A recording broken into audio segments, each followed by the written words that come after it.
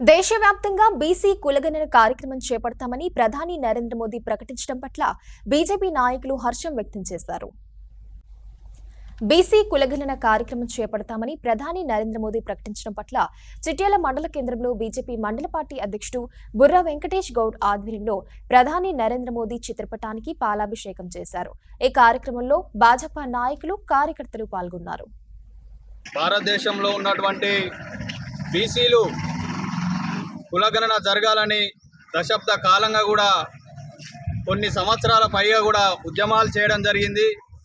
అప్పట్లో ఉన్నటువంటి కాంగ్రెస్ పార్టీ 50 ఏళ్ళు అధికారంలో ఉండి బీసీలను ఒక చిన్న చూపుగా చూసి పార్టీ జెండా మోసేటువంటి బానిసలుగానే కాంగ్రెస్ పార్టీ చూసింది తప్ప ఏనాడు కూడా బీసీలకు న్యాయం చేయాలి, బీసీలకు కులగణన చేయాలనే ఉద్దేశం మీద ఏనాడు కూడా ప్రేమ చూపించినటువంటి కాంగ్రెస్ పార్టీ ఈ రోజున మేము అధికారంలోకి వస్తే దేశవ్యాప్తంగా కులగణన చేస్తామని కూటకు హామీ ఇచ్చి ప్రజలలో ఒక విధమైనటువంటి విషమైనటువంటి నాటకాలు అనేటువంటి కాంగ్రెస్ పార్టీకి ఈరోజు భారతీయ జనతా పార్టీ మన ప్రధానమంత్రి నరేంద్ర మోడీ గారి ఆధ్వర్యంలో మొన్న జరిగినటువంటి కేంద్ర మంత్రివర్గ సమావేశంలో ఆమోదం తెలపడం జరిగింది.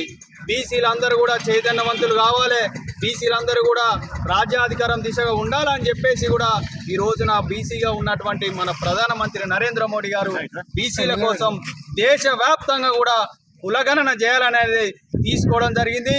ఇటువంటి నిర్ణయం నిజంగా చెప్పాలంటే ఏ దేశంలో ఉన్నటువంటి ఏ యొక్క రాజకీయ పార్టీ కానీ ఇంతవరకు చేయనటువంటి సాహసం ఈ రోజున భారతీయ జనతా పార్టీ చేసిందంటే బీసీలకు ఎంత పెద్ద పీడ వేస్తున్నదో మనం గమనిస్తూ ఉన్నాం.